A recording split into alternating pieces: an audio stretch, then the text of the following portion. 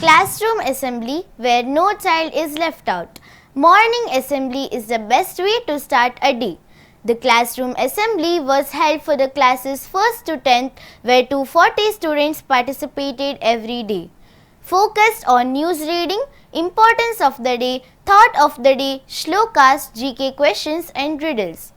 The objective of the classroom assembly was students' presentation, performance and mainly providing valuable learning opportunities to all the students. Every day before the assembly, the class representatives welcomed everyone with a brief introduction to the assembly. And then they followed by reporting news and conveying valuable message to the class.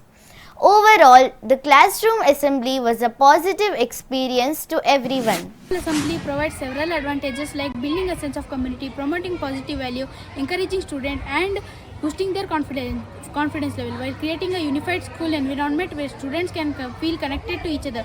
We have class representatives who allow daily topics for our assembly and help us to prepare and present outstandingly.